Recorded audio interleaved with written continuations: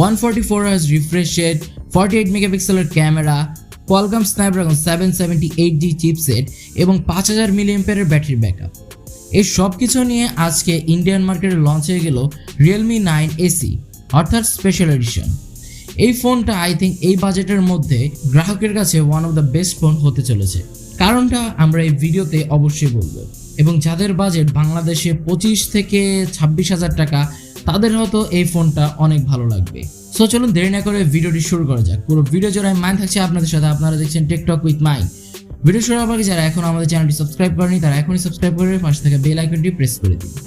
So press first of all স্পেসিফিকেশনে যাওয়ার আগে আমি এর প্রাইস নিয়ে যদি একটু বলে নেই। এই ফোনটা ইন্ডিয়ান মার্কেটে 19,999 রুপিতে লঞ্চ হয়েছে। সেটা যদি আমরা বাংলাদেশি টাকায় কনভার্ট করি সেক্ষেত্রে প্রাইস আসে অ্যারাউন্ড 22,500 টাকা। অ্যান্ড এই ফোনটা এই মাসের শেষের দিকে বাংলাদেশে আনঅফিসিয়ালি আপনারা পেয়ে যাবেন, বাট অফিসিয়ালি কবে আসবে সেটা এখনও জানা যায়নি। অ্যান্ড আনঅফিসিয়ালি এই ফোনটার প্রাইস অ্যারাউন্ড 24 থেকে 25,000 কিংবা 26,000 টাকা হতে পারে। সো আসলে কি এই বাজেটের মধ্যে ফোনটা কেমন এবং কিরকম একটা পারফরমেন্স আমাদের দিবে সে সব কিছু নিয়ে আজকের ভিডিওতে বলবো। সো ফার্স্ট অফ অল যদি ডিসপ্লে নিয়ে কথা বলি, এই ফোনে থাকছে 6.6 ইঞ্চের ফুল এইচডি প্লাস রেজলিউশনের একটি IPS LCD প্যানেল ডিসপ্লে, যেটা 144Hz রিফ্রেশ রেট। আমরা অনেকদিন আগে শুনছিলাম যে রিয়েলমি তাদের একটি ফোনে 144Hz রিফ্রেশ রেট নিয়ে লঞ্চ করবে, অ্যান্ড আপনারা জেনে নিন এটাই সেই ফোন। অ্যান্ড এর ডিসপ্লের মাঝ বরাবর একটি পাঁচলের মাধ্যমে সেলফি ক্যামেরা বসানো রয়েছে, যেটা দেখতে অনেকটাই সুন্দর লাগছে। অ্যান্ড আমার কাছে যেটা মনে হয়েছে যে IPS LCD প্যানেল ডিসপ্লে না দিয়ে যদি একটু অ্যামোলেডে আনা যেত সেক্ষেত্রে আরও ভালো হতো, কারণ এরকম প্রাইস রেঞ্জে আমরা ইদানিং কিন্তু অ্যামোলেড ডিসপ্লেও দেখছি। বাট চিন্তার কোনো কারণ নেই, যেহেতু ফুল এইচডি প্লাসের একটি ডিসপ্লে, সো আপনারা ডিসপ্লে কোয়ালিটি নিয়ে কোনোই চিন্তা করবেন না, বেশ ভালো একটি ডিসপ্লে কোয়ালিটি পেয়ে যাবেন। বাট সেই একই কথা, আমার কাছে অ্যামোলেড ডিসপ্লেটা মিসিং মনে হয়েছে। যাই হোক, 144Hz রিফ্রেশ রেটের কিন্তু সম্পূর্ণ একটা উপভোগ আপনারা করতে পারবেন, কারণ হচ্ছে টাচ রেসপন্সটা বেশ ভালো পাবেন। যে কোনো প্রকার গেমিংয়ের ক্ষেত্রে কিন্তু একটা ভালো রেসপন্স অবশ্যই পাবেন। তো এই তো ছিল এর ডিসপ্লে কোয়ালিটি। এর পারফরমেন্স সেকশন নিয়ে যদি কথা বলি, এখানে থাকছে Android 12, যার ব্যাকএন্ডে থাকছে Realmeর লেটেস্ট UI 3.0। অ্যান্ড্রয়েড চিপসেট হিসেবে থাকছে কোয়ালকম স্ন্যাপড্রাগন 778G চিপসেট, যা একটি 6 ন্যানোমিটার বেসড অক্টাকোর প্রসেসর এবং ক্লক স্পিড হচ্ছে 2.4 GHz। সো স্ন্যাপড্রাগন 778 যে চিপসেটটা রয়েছে এটা নিয়ে হয়তো আপনাদের আর বেশি কিছু বলতে হবে না, কারণ এর আগেও আমরা মিড রেঞ্জ এবং আপার মিড রেঞ্জ যে সকল ফোন রয়েছে সেগুলোতে কিন্তু আমরা এই চিপসেটটা দেখেছি।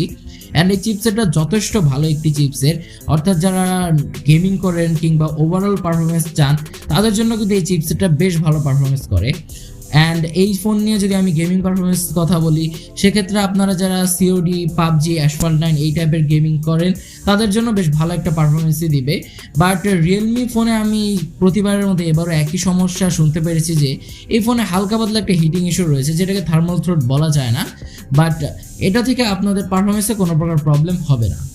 ক্যামেরা সেকশন নিয়ে যদি কথা বলি, এই ফোনে থাকছে ট্রিপল ক্যামেরা সেটআপ, যার মেইন ক্যামেরা হিসেবে থাকছে 48 মেগাপিক্সেলের একটি মেইন শুটার, যেটা 10x পর্যন্ত ডিজিটাল জুম করা যায়, 2 মেগাপিক্সেলের একটি ম্যাক্রো শুটার এবং একটি ডেপথ সেন্সর।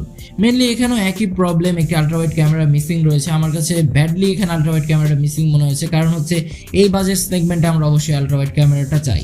বাট এই ফোন দিয়ে কিন্তু আপনারা 4K 30 FPS পর্যন্ত রেকর্ড করতে পারবেন, যেটার কোয়ালিটি আমার কাছে ডিসেন্ট মনে হয়েছে। বাট এখানে যদি তারা কোনো OIS কিংবা EIS এর সাপোর্ট দিত সেক্ষেত্রে আরও ভালো হতো। ফ্রন্টে আসলে আপনারা পেয়ে যাবেন 16 মেগাপিক্সেলের একটি সেলফি ক্যামেরা, যেটাতে আপনারা 1080p 30 FPS এর রেকর্ড করতে পারবেন। অ্যান্ড এর সেলফি ক্যামেরা পারফরমেন্সটাও এভারেজ বলা যায়।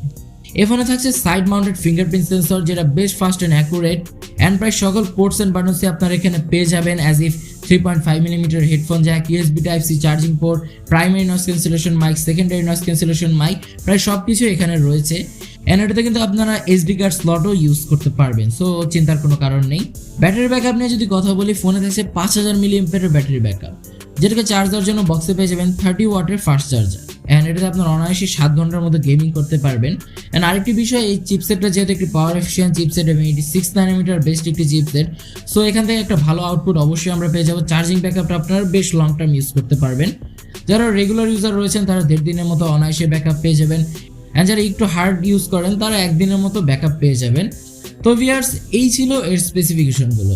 অ্যান্ড এবার যদি আমরা ভালো দিক এবং খারাপ দিক আলাদা করি সেক্ষেত্রে হয়তো আপনাদের বুঝতে সুবিধা হবে।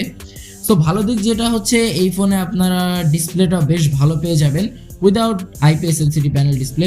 বলতে গেলে টাচ রেসপন্সটা আপ টু দ্য মার্ক রয়েছে। অ্যান্ড এর যে ক্যামেরা সেকশন এটা আমার কাছে একটু কমতি মনে হয়েছে আলট্রা ওয়াইড ক্যামেরাটার জন্য। অ্যান্ড আরেকটা ভালো বিষয়, এর চিপসেটটা বেশ পাওয়ারফুল। স্ন্যাপড্রাগন 778 যে চিপসেটটা রয়েছে এটা সম্পর্কে একটু আগে আমি যা টুকটাক বললাম, অ্যান্ড এর আগেও আমি বলেছি।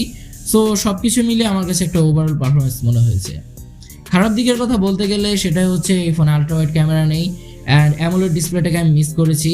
অ্যান্ড এই ফোনে ইন ডিসপ্লে ফিঙ্গারপ্রিন্ট সেন্সরটা দিলে হয়তো আরও ভালো হতো। তো এই ছিল মোটামুটি এই ফোনটার ফুল স্পেসিফিকেশন। আপনাদের কাছে এর স্পেসিফিকেশনটা কেমন লেগেছে আর প্রাইসিংটা স্পেশালি কেমন লেগেছে সেটা কিন্তু অবশ্যই কমেন্ট সেকশনে জানিয়ে দিবেন।